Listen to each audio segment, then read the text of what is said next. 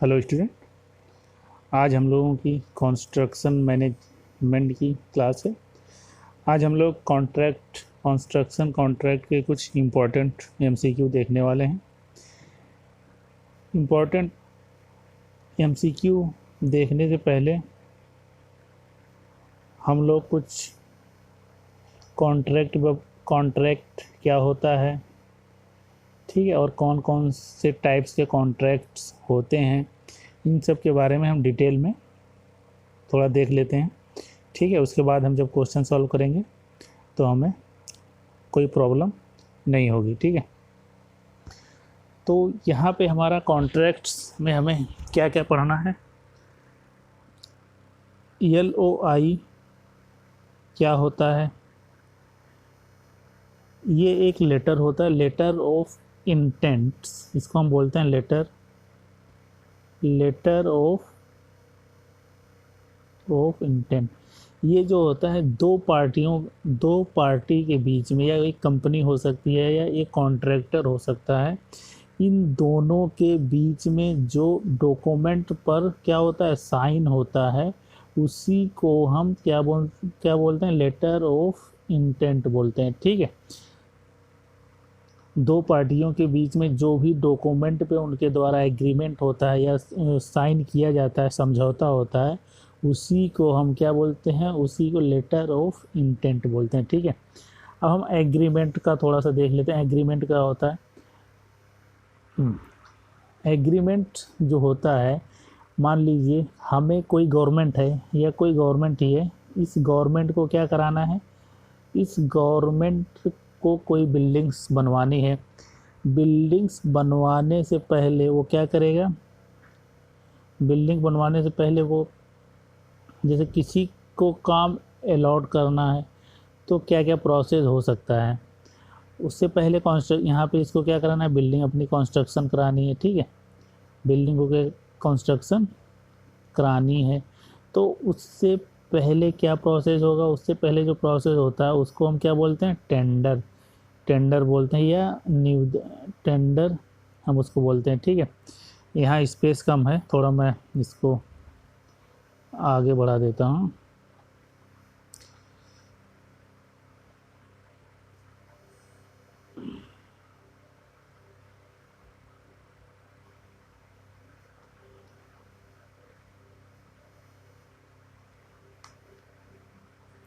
ठीक है, अब यहाँ पे आप लोग देखिए,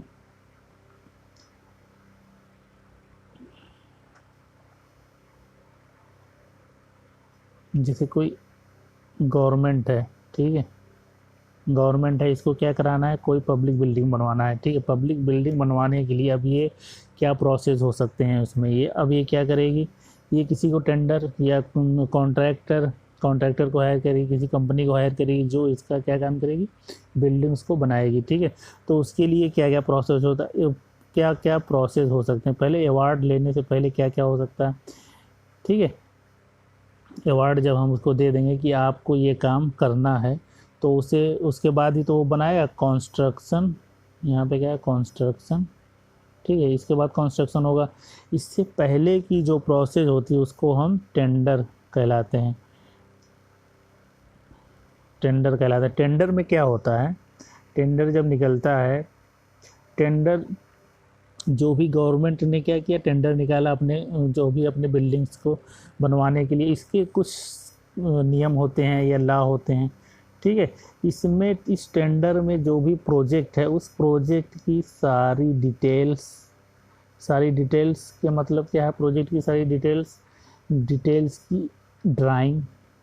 ठीक है, ड्राइंग, आर्किटेक्चरल ड्राइंग हो सकती है, स्ट्रक्चरल ड्राइंग हो सकती है, और स्पेसिफिकेशंस हो सकता है, specifications of work and work order. ठीक है, और पेमेंट्स का प्रोसेस कैसा है, total cost of the project, और BOQ भी इसी में शामिल होता है। BOQ, bill of quantities. ठीक है, सारे जितने भी काम होने हैं, हर क्वांटिटीज़ का उसमें रेट फिक्स होगा। ठीक है, तो ये क्या करेगी, गवर्नमेंट ने यहाँ पे टेंडर निकाला।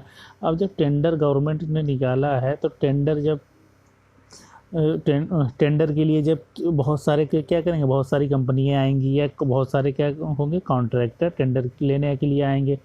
तो उस टेंडर लेने के लिए जब आएंगे उसमें उनको क्या करना पड़ेगा, कुछ अपना डॉक्यूमेंट्स क्या करना पड़ेगा, सबमिट करना पड़ेगा। ठीक है, डॉक्यूमेंट सबमिट करना पड़ेगा। डॉक्यूमेंट सबमिट करने के बाद फिर ये टेंडर की क्या क्या लगती है, बोली लगती है, जिसे बिड बोलते हैं, बिडिंग होती है। बोली टेंडर की अब क्या लगेगी, बोली लगेगी। बोली लगने के बाद जब बोली लग जाएगी तब क्या होगा, जो भी कॉन्ट्रैक्टर या जो भी कंपनी सबसे कम में ठेका लेगी या टेंडर कॉन्ट्रैक्ट लेगी, तो उसी को क्या करेगा, ये काम जो है अवार्ड हो जाएगा। ठीक है, उसी को काम, ये क्या अवार्ड का मतलब मिल जाएगा। और जब उसको काम मिल जाएगा तो गवर्नमेंट क्या करेगी, गवर्नमेंट ये काम करेगी कि उसको काम मिल गया है। जब काम मिल गया है तो उसको उससे कुछ बयाना ले लेगी, बयाना इन सेंस ऑफ बयाना लेगी, कुछ बयाना लेगी। टोटल जो कॉस्ट ऑफ द टोटल जो प्रोजेक्ट है की कॉस्ट है उसका कितना परसेंट बयाना लेती है, या इसको बोल सकते हैं सिक्योरिटी मनी के तौर पे वो अपने पास रख लेती है। इसलिए रखती है कि बाद में कॉन्ट्रैक्टर अपनी ज़ुबान से या जो उसने वादा किया है उससे फिसले ना। ठीक है, टोटल कॉस्ट का हम 2% सिक्योरिटी मनी रख लेते हैं। ठीक है, जैसे मान लीजिए 2 करोड़ का प्रोजेक्ट है तो कॉन्ट्रैक्टर से हम क्या करेंगे, 2 लाख रुपए उसको सिक्योरिटी मनी के तौर पे रख लेंगे। ठीक है, अब हम आगे चलते हैं, थोड़ा सा इसमें 1-2 बातें और सीख लेते हैं। थोड़ा सा कॉन्ट्रैक्ट्स क्या होता है, कॉन्ट्रैक्ट समझ लीजिए आप लोग। कॉन्ट्रैक्ट जो होता है 2 पार्टियों के बीच में या 2 कंपनियों के बीच में, या तो गवर्नमेंट्स और कंपनी के बीच में जो भी समझौता होता है, जो भी एग्रीमेंट होता है प्रोजेक्ट को लेके, कोई भी प्रोजेक्ट हो सकता है, प्रोजेक्ट को लेके जो साइन होता है उसी को हम क्या बोलते हैं, कॉन्ट्रैक्ट बोलते हैं। और जो हमारा कॉन्ट्रैक्टर जो होता है, कॉन्ट्रैक्टर का क्या मतलब होता है, कॉन्ट्रैक्टर जो होता है एक कंपनी हो सकती है, या एक आदमी हो सकता है कोई, या कोई फिर्म हो सकती है। ये जो भी प्रोजेक्ट को अपने जो कॉन्ट्रैक्टर और जो भी क्लाइंट होगा, जो भी क्लाइंट, इन दोनों के बीच में जो भी काम करने के लिए जो भी एग्रीमेंट्स होते हैं, या काम जो भी उसको काम करवाना है, जो भी एग्रीमेंट होता है उसी को हम क्या बोलते हैं, कॉन्ट्रैक्टर बोलते हैं। ठीक है, कॉन्ट्रैक्ट्स एंड कॉन्ट्रैक्टर। अब हम चलते हैं आगे। ठीक है, आइए देखते हैं।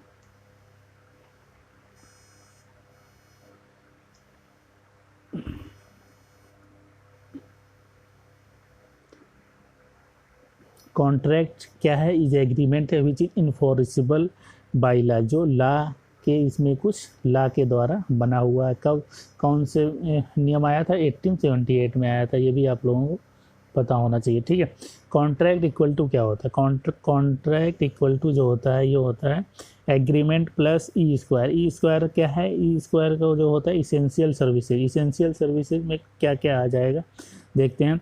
आर्टिकल्स ऑफ एग्रीमेंट्स क्या है, ठीक है, इसेंशियल सर्विसेज में आपका आर्टिकल्स ऑफ एग्रीमेंट आएगा। ठीक है, आर्टिकल्स ऑफ एग्रीमेंट आएगा। फिर वर्क ऑर्डर क्या है, जो हम आर्टिकल्स क्या है ऑफ एग्रीमेंट, जो हमने एग्रीमेंट लिया है कॉन्ट्रैक्टर और एम्प्लॉय और गवर्नमेंट के बीच में जो भी एग्रीमेंट हुआ उसका आर्टिकल्स क्या है। ठीक है, प्रोजेक्ट क्या है। और वर्क ऑर्डर क्या है, मतलब काम हमें कैसे कराना है, कौन कौन से स्टेप वाइज काम कराना है। या परचेज ऑर्डर क्या है, सर्विस ऑर्डर क्या है। ठीक है, ये प्रीमेबल क्या है, प्रीमेबल भी उसमें कुछ रहेगा। बिल ऑफ क्वांटिटीज़ जो गवर्नमेंट ने प्रोवाइड की होगी, बिल ऑफ क्वांटिटीज़, या बोल सकते हैं सर्विस बिल ऑफ क्वांटिटीज़ क्या है। जनरल कॉन्ट्रैक्ट कंडीशन क्या है, general contract condition, service contract condition क्या है। टेंडर फॉर्म्स निकलेंगे तो वो भरे जाएंगे। ठीक है, और फिर टेक्निकल स्पेसिफिकेशंस क्या हैं, और एक इसमें और है, और हेल्थ एंड सेफ्टी पॉलिसीज। ये सारी डिटेल्स किस में आएगी, एसेंशियल सर्विसेज के अंदर में आती है। ठीक है, अब हम चलते हैं अपना टाइप्स ऑफ कॉन्ट्रैक्ट देख लेते हैं। कॉस्ट पहला है हमारा, कॉस्ट प्लस कॉन्ट्रैक्ट। इसका क्या मतलब होता है, कॉस्ट प्लस, कॉस्ट कितनी भी लगे तो हमें क्या करना है, अपना प्रोजेक्ट करवाना है। इसका क्या, इसमें क्या क्या हो सकता है, देखिए इसमें जो होता है, जो भी मटेरियल या और प्लस लेबर प्लस इक्विपमेंट, जो इसमें हम क्या करते हैं, जो भी क्लाइंट होता है जिसको भी काम करवाना है, वो अगर कॉस्ट प्लस कॉन्ट्रैक्ट पे अपने काम को करवा रहा है तो उसमें क्या होता है, जो भी कॉन्ट्रैक्टर से वो बोल देगा कि आपको जो है, कॉन्ट्रैक्टर से वो कह देगा कि क्लाइंट जो है कॉन्ट्रैक्टर से बोलेगा आपको मटेरियल भी इकट्ठा करना है, लेबर की व्यवस्था आपको करना है, और जो भी वहाँ पे इक्विपमेंट या मशीनरी की जो भी रिक्वायरमेंट होगी तो आप जो है उसका उन सारी डिटेल्स का आप क्या करेंगे, मुझे एक बिल बना के देंगे। जब आप मुझे एक बिल बना के देंगे, उस बिल पे मैं जो हूँ, मैं क्या करूँगा, एक प्रॉफिट जो है, जो भी आपका उस पर प्रॉफिट होगा, प्रॉफिट जैसे इन सेंस हो, प्रॉफिट 5% का प्रॉफिट, 10% या जिस 15% का प्रॉफिट होगा, उसको मैं क्या करूँगा, उसको मैं फिक्स कर दूँगा। ठीक है, इतने % में आपको प्रॉफिट दे दूँगा। ये होता है कॉस्ट प्लस कॉन्ट्रैक्ट। ठीक है, अब हम चलते हैं थोड़ा सा इधर, और इस कॉस्ट प्लस कॉन्ट्रैक्ट की क्वालिटी क्या है। इसकी क्वालिटी ये है कि पैसा कितना भी लगे, पैसा ज़्यादा से ज़्यादा लग जाए उससे कोई परवाह नहीं पड़ता, लेकिन काम जो होना चाहिए अच्छा होना चाहिए, और जो काम जो है हमारा वो टाइम पे होना चाहिए। ठीक है, जैसे रिलायंस वगैरह जो है, बड़ी बड़ी कंपनी है, रिलायंस का क्या होता है, पैसा कितना भी लगे, वो कॉस्ट ज़्यादातर इनका काम किस पे, कॉस्ट प्लस कॉन्ट्रैक्ट पे चलता है। ठीक है, पैसा कितना भी लग जाए तो लेकिन काम जो है हमें किस पे चाहिए, टाइम पे चाहिए एकदम बिल्कुल। ठीक है, तो ये रहा हमारा कॉस्ट प्लस कॉन्ट्रैक्ट। अब हम आगे चलते हैं अपने नेक्स्ट की तरफ। नेक्स्ट है हमारा, अब हम लोग चलते हैं लमसम कॉन्ट्रैक्ट्स। दूसरा क्या है हमारा, लमसम कॉन्ट्रैक्ट। लमसम कॉन्ट्रैक्ट्स क्या है, जो भी क्लाइंट्स को प्रोजेक्ट अपना कराना है उसको एक निश्चित अमाउंट्स में कॉन्ट्रैक्टर के साथ क्या करेगा, फिक्स करेगा कि मैं आपको इतने लाख या इतने करोड़ रुपए दूंगा, आपको ये मेरा प्रोजेक्ट करना है। ठीक है, इस लमसम कॉन्ट्रैक्ट्स में कॉन्ट्रैक्टर को जो हम पेमेंट करते हैं उसमें स्पेसिफिकेशंस नहीं ली जाती, नहीं लेते हैं। जब हम कॉन्ट्रैक्टर को पेमेंट करने से पहले हम क्या करेंगे, ड्राइंग जो होगा हमारा, ड्राइंग के हिसाब से हम अपना जो भी कॉन्ट्रैक्टर, ड्राइंग के हिसाब से जाके हम पूरा जो वर्क हुआ है उस वर्क की हम किसके हिसाब से जांच करेंगे, ड्राइंग के हिसाब से जांच कर लेंगे। ठीक है, और इसे लमसम अमाउंट में सबसे बड़ा डिफेक्ट यह है कि इसमें कोई संशोधन नहीं हो सकता। ठीक है, क्या डिफेक्ट, इसमें कोई संशोधन करना चाहें तो इसमें जो है संशोधन नहीं हो सकता, संशोधन नहीं हो सकता। ठीक है, इसमें कोई संशोधन नहीं हो सकता, और संशोधन नहीं होगा तो इसमें क्या होता है, बहुत ज़्यादा विवाद होने के संभावना कौन से में रहते हैं, विवाद बहुत ज़्यादा होता है, डिस्प्यूट बहुत ज़्यादा होते रहते हैं क्लाइंट्स और कॉन्ट्रैक्टर के बीच में। ठीक है, तो ये रहा हमारा लमसम कॉन्ट्रैक्ट्स। लमसम कॉन्ट्रैक्ट्स के अब हम आगे चलते हैं item rate contracts. Item rate contracts क्या होता है, इसमें जो होता है आइटम से पता चल रहा है, इसमें हमें सारी आइटम जो भी हमारी क्वांटिटीज़ होगी, बिलिंग कैसे होगी, आइटम रेट के हिसाब से होगी। जो भी हमें बिलिंग करनी है वो हम कैसे करेंगे, आइटम रेट के हिसाब से करेंगे। सबसे ज़्यादा इंडिया में कौन सा यूज होता है, इंडिया में सबसे ज़्यादा 80 to 90% हमारा यही वाला कॉन्ट्रैक्ट, यही वाला आइटम रेट कॉन्ट्रैक्ट ही यूज होता है। ठीक है, इसमें हम क्या करते हैं, इसमें जो होता है जो भी हमारा पार्टिकुलर एक हम क्या करते हैं, कॉन्ट्रैक्टर को हम एक POQ बना के देते हैं, बिल ऑफ क्वांटिटीज़ BOQ बना के दे देते हैं बिल ऑफ क्वांटिटीज़ जो है हम कॉन्ट्रैक्टर को प्रोवाइड करते हैं।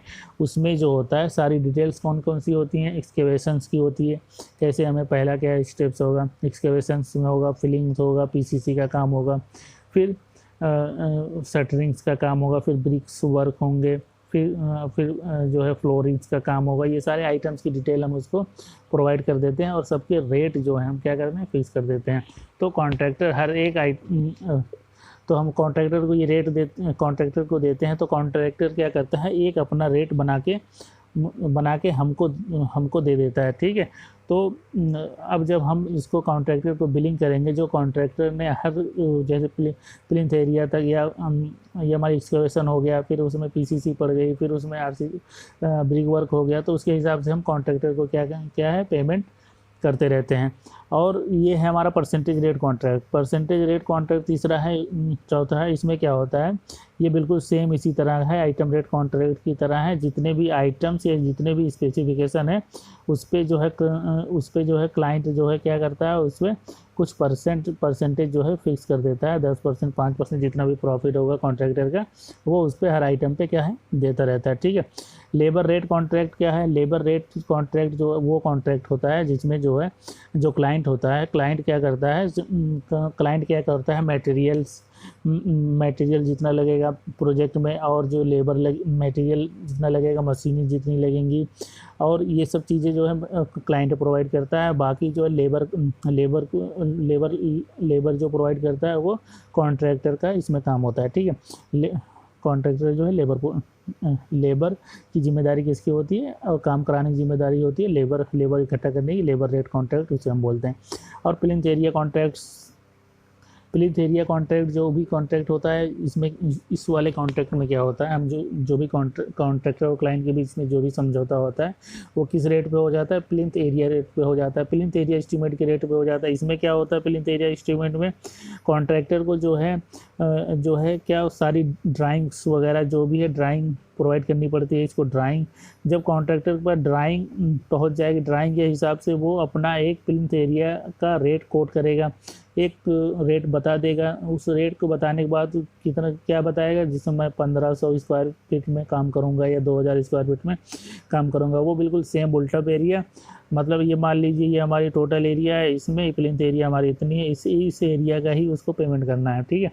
कॉन्ट्रैक्टर को हम पेमेंट करें, बुल्टअप एरिया में हमें टोटल एरिया पे हमें पेमेंट करना होगा, ये कवर्ड एरिया कॉन्ट्रैक्ट्स रहते हैं। अब हम चलते हैं अपने क्वेश्चन की तरफ, ठीक है। आज का हमारा question number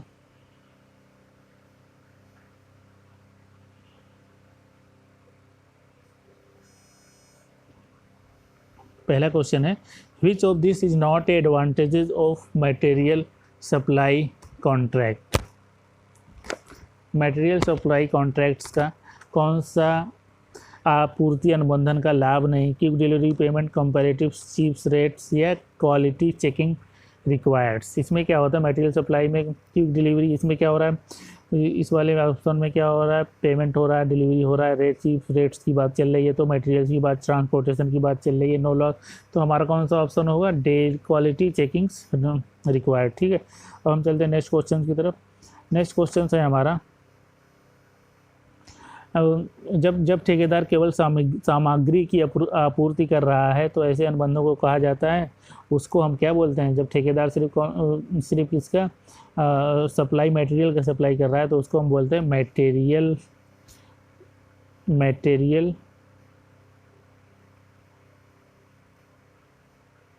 material supply contracts, ठीक है।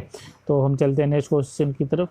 नेक्स्ट क्वेश्चन हमारा है, विच of the following is disadvantages of labour contract. निम्नलिखित में से श्रम अनुबंध का नुकसान क्या, ग्रेटर कोऑर्डिनेशन इज रिक्वायर्ड, या लार्ज मटेरियल स्टोरेज रिक्वायर्ड, या material stock recorded.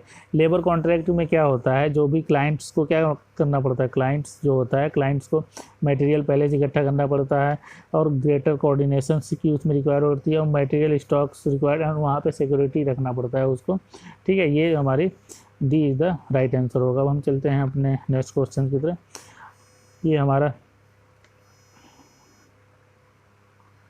4th question है,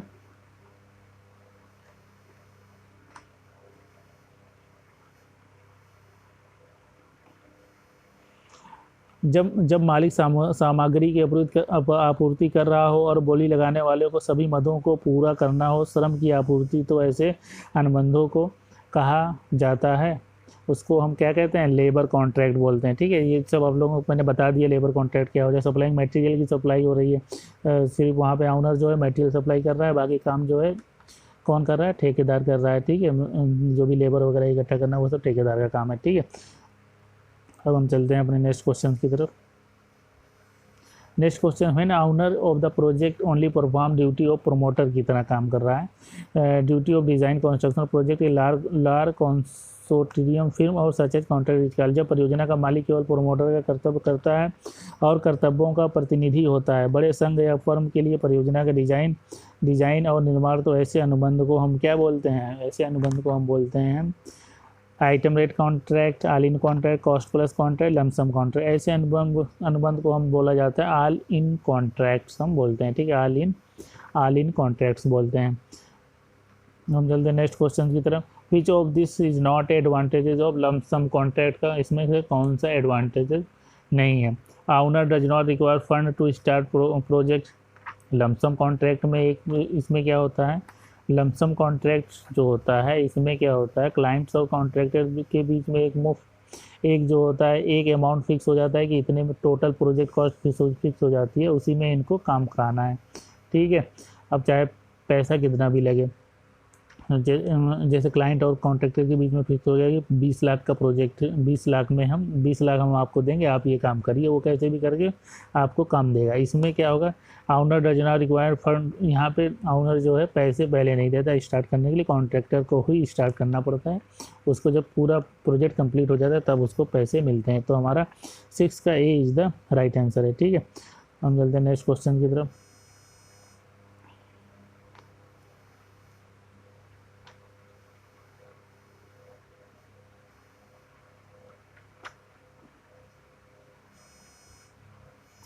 क्वेश्चन नंबर 7 है, a lump sum contract is also type of contract. Lump sum contract जो है वो जो है टर्न की कॉन्ट्रैक्ट के ही इक्वल होता है। टर्न की कॉन्ट्रैक्ट कौन सा कॉन्ट्रैक्ट है, ये बाहर का कॉन्ट्रैक्ट है। इस कॉन्ट्रैक्ट में क्या होता है, इसमें जो भी क्लाइंट्स है, क्लाइंट्स के बाद अगर बहुत सारा पैसा है और क्या है उसके पास ज़मीन है, पैसा है, ज़मीन है, तो वो कॉन्ट्रैक्टर से मिलेगा, क्या कहेगा, मुझे इस पे क्या बनवाना है, जो भी इस पे मुझे बिल्डिंग्स बनवानी है या कोई फैक्ट्रीज बनवानी है, तो उससे ये कहेगा कि मुझे ये काम करवाना है और ये चीज़ इसकी रिक्वायरमेंट्स है, अपनी स्पेसिफिकेशंस वो बता देगा और उसको जो है क्या करेगा, सारी डिटेल्स करने के लिए दे दे। वो कॉन्ट्रैक्टर ही इसमें क्या करेगा, प्लानिंग करेगा, डिजाइनिंग करेगा, सारा काम कौन करेगा, जो है कॉन्ट्रैक्टर करेगा। बाकी जो है ये सिर्फ प्रोमोटर का काम करेगा या उसको सिर्फ पैसा देगा, बाकी काम जो करेगा वो कॉन्ट्रैक्टर करेगा। प्लानिंग करना, डिजाइनिंग करना, स्ट्रक्चरल ड्राइंग बनवाना, सब का काम कॉन्ट्रैक्टर का होगा। इसी को हम टर्नकी कॉन्ट्रैक्ट बोलते हैं। ये टर्नकी कॉन्ट्रैक्ट जो होता है, ये जो होता है बाहर कंट्री में अप्लाई होता है, यहाँ इंडिया में नहीं चलता। लमसम कॉन्ट्रैक्ट जो है ये इसी के इक्वल में आता है। ठीक है, इसी के जैसा है सेम। अब हम चलते हैं नेक्स्ट क्वेश्चन की तरफ। नेक्स्ट क्वेश्चन है हमारा आज का,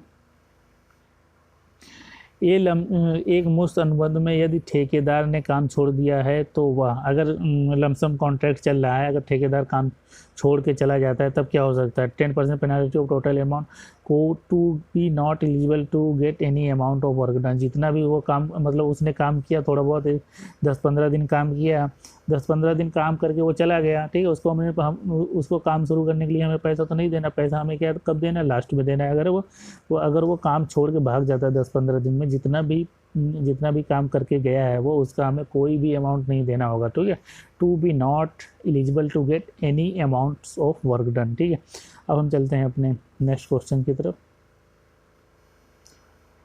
किस प्रकार के अनुबंध में निष्पादित वस्तुओं के माप को रखने की आवश्यकता नहीं होती। निष्पादित इसमें जो होता है हमारा लमसम कॉन्ट्रैक्ट्स में। ठीक है, लमसम कॉन्ट्रैक्ट में हम जो क्या करते हैं, इसमें जो भी आइटम्स हमारे रेट होते हैं, जो भी स्पेसिफिकेशंस होते हैं, उसकी इसमें रिक्वायरमेंट क्या होती है, नहीं होती।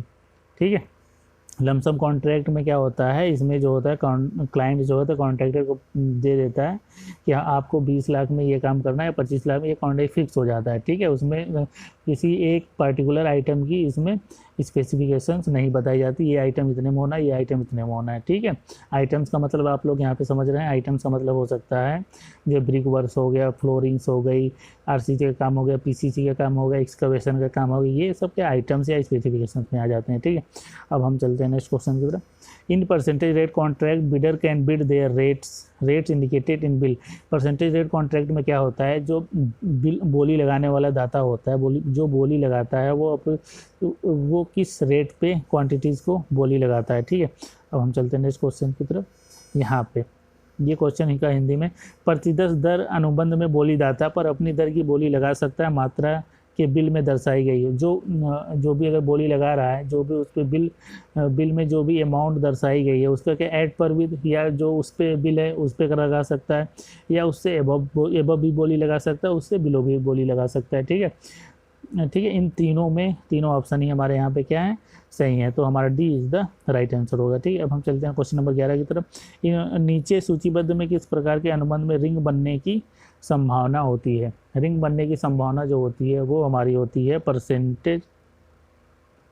परसेंटेज रेट कॉन्ट्रैक्ट्स में। ठीक है, रिंग बनने की संभावना होती है, क्वेश्चन आप लोग याद रख लीजिए। ठीक है, अभी मैं डिटेल्स में तो नहीं बता रहा हूँ आप लोगों सारा, लेकिन एक क्लास लूँगा तो उसमें कॉन्ट्रैक्ट का पूरा एक चैप्टर है, उसको मैं डिटेल्स में पढ़ा दूंगा। किस प्रकार के अनुबंध में बोलीदाताओं को निविदा राशि के प्रतिशत में दर उद्धृत करने की अनुमति होती है। In which of the type of contract bidder are allowed to quote rate in percentage of tender. इसमें परसेंटेज रेट कॉन्ट्रैक्ट में ही होता है, परसेंटेज की बात कर रहा है। ठीक है, तो यहाँ पे क्या है, percentage B is the right answer, percentage rate contract. ठीक है, अब हम चलते हैं नेक्स्ट क्वेश्चन की तरफ अपने, हमारा आज का नया in which type of contract there is a possibilities of unbalanced tender। Unbalance tender होने का किसमें संभावना है, उसी में संभावना है जो हमारा अनबैलेंस टेंडर होने की संभावना जो है आइटम रेट्स कॉन्ट्रैक्ट्स में अनबैलेंस होने की संभावना ज़्यादातर रहती है। ठीक, किस प्रकार के अनुबंध में रिंग बनने की संभावना से बचा जा सकता है, अगर रिंग बनने से बचा जा सकता है, विच type of contract ring formation can be avoided. तो इसमें जो है आइटम रेट, हर आइटम की हमें क्या है, आइटम रेट कॉन्ट्रैक्ट, हर आइटम की हमें जो है हर आइटम का हमें जो है पेमेंट्स पे करना पड़ेगा, या आइटम वाइज हमें काम कराना पड़ेगा, तो उसमें जो है रिंग नहीं बनेगा। और जहाँ पे आइटम रेट कॉन्ट्रैक्ट नहीं होते हैं या लमसम कॉन्ट्रैक्ट होते हैं, एक मुफ्त उसमें कॉन्ट्रैक्ट होते हैं, तो वहाँ पे रिंग बनने की संभावना ज़्यादा होती है। यहाँ पे हर आइटम्स का जो है, हर आइटम्स का हमको कॉन्ट्रैक्टर को पेमेंट करना पड़ता है। ठीक है, जैसे मान लीजिए एक्सकवेशन का काम हो गया तो हम पैसे दे देंगे, फिर उसके बाद फिलिंग हो गई उसमें तो पैसे दे देंगे, पीसीसी का काम हो गया पैसे दे देंगे, फिर ब्रिक वर्क का काम हो गया पैसे दे देंगे, फिर आरसीसी तक हमारा काम पहुंच गया पैसे दे देंगे, फिर दूसरा फ्लोर चल रहा है उसको हम पैसे दे देंगे। ठीक है, ऐसे करके उसमें हर आइटम का हम उसको पेमेंट करते रहेंगे। ठीक है, हमारा क्वेश्चन नंबर 15 है, इन किस प्रकार के अनुबंध में बोलीदाताओं को अलग अलग मदों की हर उद्धृत करने की अनुमति होती है। In which type of contract bidder are allowed to quote rate of individual item. हर आइटम जैसे अर्थवर्क का आइटम कितना है, और फिलिंग्स का आइटम फिलिंग्स के लिए तो वो अपना कोट करेगा, रेट बताएगा, और ब्रिक वर्क के लिए, और फिर मान लीजिए प्लास्टरिंग या फ्लोरिंग्स के लिए, हर एक चीज़ के लिए अपना वो रेट कौन से कॉन्ट्रैक्ट में फिक्स करता है। तो हमारा जो है आइटम रेट कॉन्ट्रैक्ट ही होता है, उसमें जो फिक्स करता है आइटम, हर आइटम की क्या होती है, उसमें रेट फिक्स होता है। क्लाइंट जो भी गवर्नमेंट एजेंसी होती है वो जब अगर आइटम रेट पे कॉन्ट्रैक्ट करा रही है तो सारा रेट क्या करेगी, वो जो है हर रेट उस पर फिक्स कर देती है। अगर आप ये इतना काम करेंगे आपको इसका इतना, इस रेट पे आपको ये काम करना पड़ेगा। ठीक है, विच of this is not a type of cost plus contract का टाइप नहीं है। ठीक है, आइए देखते हैं, cost plus percentage rate contract, target contract, या फिर हमारा पीस वर्क का एग्रीमेंट्स जो है हमारा कौन सा आंसर होगा इसका, piece work agreement is not a type of cost plus contract. ठीक है, ये तीनों जो है type, piece work agreement, piece work भी किसकी तरह है, आइटम रेट की तरह ही है, आइटम रेट वर्क की तरह ही काम करता है ये। विच of this is not a type of contract, इसमें से कौन सा कॉन्ट्रैक्ट नहीं है, आइटम रेट कॉन्ट्रैक्ट है, परसेंटेज रेट कॉन्ट्रैक्ट है, लमसम कॉन्ट्रैक्ट है, ओपन कॉन्ट्रैक्ट कोई कॉन्ट्रैक्ट नहीं होता है। ठीक है, अब हम चलते हैं नेक्स्ट क्वेश्चन की तरफ अपने। विच of the following is not A integrated contract, निम्नलिखित में कौन सा एकीकृत अनुबंध का एक प्रकार नहीं है, एकीकृत अनुबंध का एक प्रकार नहीं है। तो हमारा जो लमसम कॉन्ट्रैक्ट्स है, लमसम कॉन्ट्रैक्ट इज नॉट ए एकीकृत का प्रबंध नहीं। बाकी design build contract, turnkey contract या बोर्ड कॉन्ट्रैक्ट, ये तीनों कॉन्ट्रैक्ट एक दूसरे से मिले हुए हैं। डिजाइन बुल्ड कॉन्ट्रैक्ट ये बहुत बड़ा प्रोजेक्ट होता है जो 10-15 साल तक चलता है। टर्नकी कॉन्ट्रैक्ट क्या होता है, इसमें कॉन्ट्रैक्ट क्लाइंट जो होता है कॉन्ट्रैक्टर को सारी जिम्मेदारी दे देता है कि आपको घर का नक्शा प्लानिंग भी करनी है, डिजाइनिंग भी करनी है, स्ट्रक्चरल ड्राइंग भी आपको ही तैयार करना है और काम भी आपको ही कराना है। बोर्ड कॉन्ट्रैक्ट क्या होता है, board contract design build contract या फिर बोर्ड कॉन्ट्रैक्ट को हम बोलते हैं board build operate transfer contract. ठीक है, बुल्ड ऑपरेट, इसका फुल फॉर्म होता है build operate transfer contract is a model use to build to finance a large project. ये जो होता है बोर्ड कॉन्ट्रैक्ट जो होता है लार्ज प्रोजेक्ट के लिए होता है, जहाँ पे टाइमिंग जो होता है बहुत ज़्यादा 20 से 30 साल तक प्रोजेक्ट का टाइमिंग लग सकता है। ठीक है, ये बहुत लंबे प्रोजेक्ट चलते हैं। तो हमारा नेक्स्ट क्वेश्चन है, नेक्स्ट क्वेश्चन की which of these is not A separated contract, इनमें से कौन सा एक पृथक अनुबंध नहीं है, पृथक अलग नहीं है। Lump sum contract, item rate contract या कॉस्ट प्लस कॉन्ट्रैक्ट जो हमारा कौन सा होगा, बोर्ड कॉन्ट्रैक्ट जो होता है ये बहुत ही बड़ा प्रोजेक्ट होता है, गवर्नमेंट का फाइनेंस करना पड़ता है इसमें, तो ये हमारा बोर्ड कॉन्ट्रैक्ट ये सबसे अलग है। ठीक है, अब हम चलते हैं क्वेश्चन नंबर 20 की तरफ। आज का हमारा ये लास्ट क्वेश्चन है। क्वेश्चन क्या है, in which type of contract owner act as a promoter and delegate a large firm to perform both design and construction। वही तो हम यहाँ पे क्या है, ऑनर जो है सिर्फ प्रमोट कर रहा है अपने प्रोजेक्ट को, और जो है बाकी काम जो है कॉन्ट्रैक्टर है डिज़ाइन करने का। कॉन्ट्रैक्टर इसमें क्या करेगा, डिज़ाइन भी करेगा, प्लानिंग भी करेगा और स्ट्रक्चरल ड्राइंग वगैरह सारी जिम्मेदारी किसकी होगी, कॉन्ट्रैक्टर की होगी इसमें। तो इस कॉन्ट्रैक्टर को हम क्या बोलते हैं, इसको हम बोलते हैं डिज़ाइन बुल्ड कॉन्ट्रैक्ट्स। ठीक है, डिज़ाइन बुल्ड कॉन्ट्रैक्ट्स का मतलब सारी की जिम्मेदारी किसके ऊपर आ जाती है, कॉन्ट्रैक्टर जो होता है, कॉन्ट्रैक्ट जिसने लिया है, जो भी कंपनी कॉन्ट्रैक्ट ली है, जो फिर्म ने काम लिया है, वो सारी जिम्मेदारी इसके ऊपर आ जाती है, उसी को हम बोलते हैं डिज़ाइन बुल्ड कॉन्ट्रैक्ट। ठीक है, तो आज के हमारे ये 20 इंपॉर्टेंट MCQ थे। बाकी मैं कॉन्ट्रैक्ट पे एक चैप्टर में जल्दी लूँगा, इसमें सारी जो भी और चीज़ें रह गई हैं वो सारी चीज़ें मैं डिटेल्स में डिस्कस करूँगा आप लोगों के साथ। कृपया चैनल पे बने रहें और सब्सक्राइब एंड शेयर ज़रूर करें। Okay, thanks.